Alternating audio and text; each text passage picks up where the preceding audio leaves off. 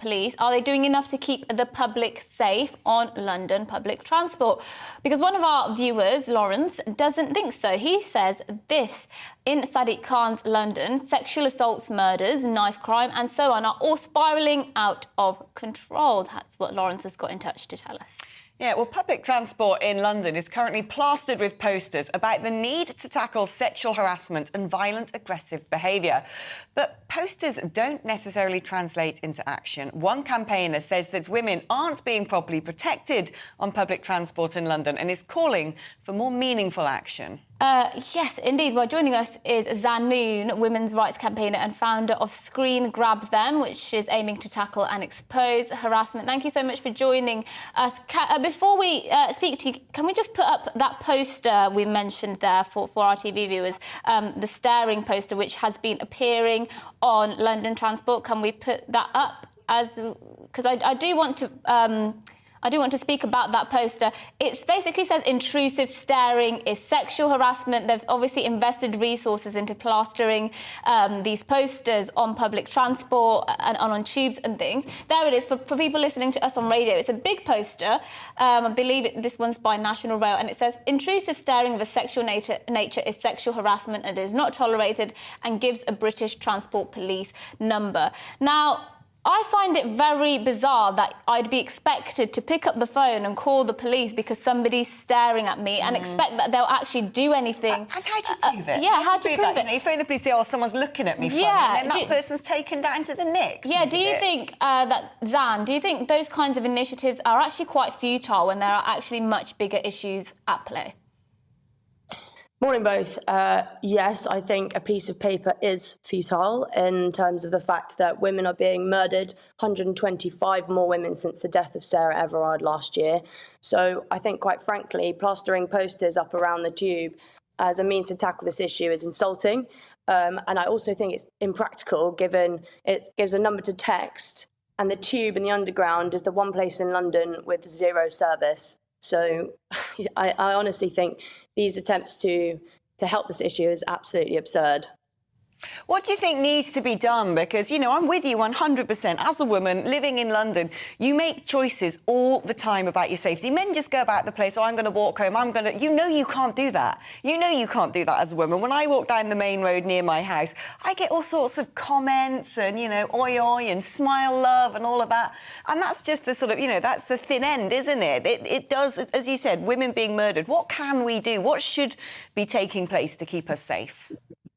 Well, that's exactly it. You summarised it. It's pretty much our everyday life as women, and that shouldn't be the case. The fact that I put a post out asking for people to come forward with testimonies about sexual harassment on TFL, and after a week I have 200 testimonies and 20 pages of assault. It's just absolutely incomprehensible, in my opinion.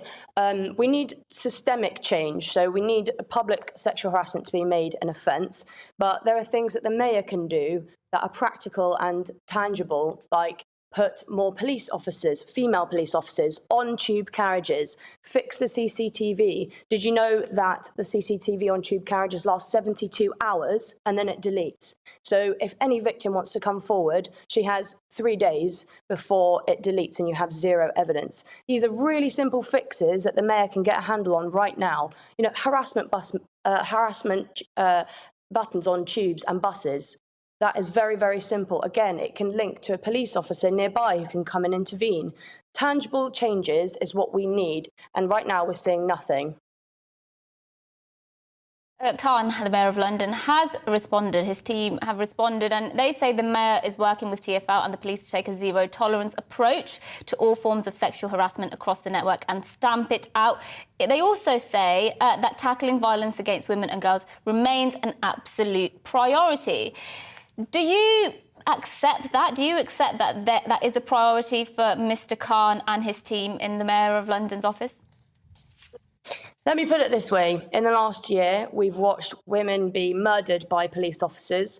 We've watched the peaceful vigil for that murder be violently stormed by police officers. We've watched 2 Met police officers take pictures over 2 dead bodies of 2 sisters. And we've seen police WhatsApp messages reveal shocking misogynistic language and abuse. So, no, I don't think that they're doing enough, and I don't think it's a priority. And I don't think any woman would think that if you heard that long list of their history and reputation. It's just not a priority in the government either. We've seen a lot of backlash with making this public sexual harassment an offence, a crime. It's not being prioritised at all, and as a result, women are being murdered. The mayor has said that violence and harassment against women in this statement, he says it's a deep cultural problem in our society. If it is a deep cultural problem, isn't it one of those things that is sort of infinitely hard to tackle? It's almost you wouldn't know where to begin. What measures would give you had a chance to speak to Sadiq Khan directly and say these are the top measures that I think would make a significant difference? What would those be? Well, the place to start, you said, where do we start? We start at primary school, and we make proper lessons around misogyny and consent compulsory as part of primary school education, so that we're really bringing up men that respect women, respect boundaries, and respect consent. And this needs to be tackled from all angles. As you say, it's a cultural issue. But the things that the police can do are really quite simple, is just drive up those conviction rates. Less than 15% of all crimes reported to British Transport Police result in a conviction. So that's quite shocking. And I think we need to start right at the criminal justice system as well to get this tackled right on the head.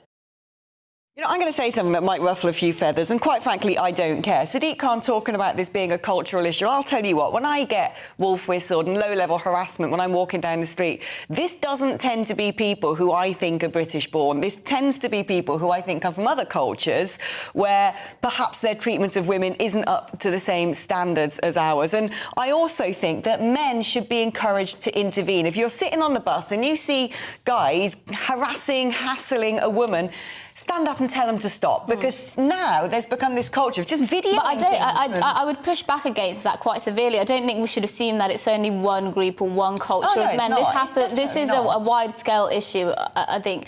We shouldn't be complacent around thinking it's necessarily one group, but I completely take your point that from your experience, if it is one group, it is. But Zan, what would you respond to that? Well, I think it's a pandemic. I think it's a worldwide problem. In the UK, one woman every 3 days is murdered by a man. So this is a problem that is pervasive, and it's not being prioritised in the way that it should be. And I think that everyone needs to get involved, and that includes people who aren't necessarily perpetrators, but bystanders. You're just as guilty. Silence is compliance. So I plea to any man listening, you have the power to intervene. If you see something happening on TFL in a group setting, please speak up and deconstruct this misogynistic beliefs. It's on all of us. So I plea to everyone getting involved to please stand up for women and stand up against misogyny. But we have a problem as well about the sort of imagery and messages being pushed out in popular culture. And I talk about it a lot, but the pornification of society is not helping women. The fact that, you know, we've got these huge user-generated content websites, it's just become normal now for people to click on videos of violence, of rape, of, you know, fetish and fantasy. And that is beginning to percolate down into reality, and that is putting us in danger. Yes, I think porn has a large role to play in encouraging violence against women. And the fact that it's completely unregulated is extremely harmful, especially to young, impressionable boys watching that. And that's their first kind of experience of intimacy. What kind of lesson does that teach them? As well as that, we have new image-based abuse with the evolution of technology. We've got deep fakes and people placing your face onto a sex tape. You know, there's all sorts of new forms of sexual harassment coming out of the evolution of technology, which we really need to tackle right now before it gets any worse.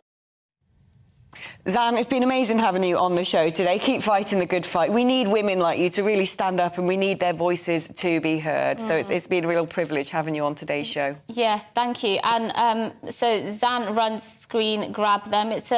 Go on their Instagram page. I'm just looking through the Instagram page now, and essentially it's women, girls who have screen grabbed sort of messages of that people have sent to them, messages of a very sexual nature, shall we say. And these are the sorts of things parents might not even know, because a lot of them will be young teenage girls. These are the sorts of things parents will not even know that their girls are receiving. So I would encourage you to just go and look at some of the vile things men send to young girls, basically, just to get an idea of the kinds of things we're talking about. But there is a response. We did reach out to Mayor of London, Sadiq Khan's office for comment, and here's a part of the statement that was provided. He says a lot of work still needs to be done, but tackling violence against women and girls remains an absolute priority. And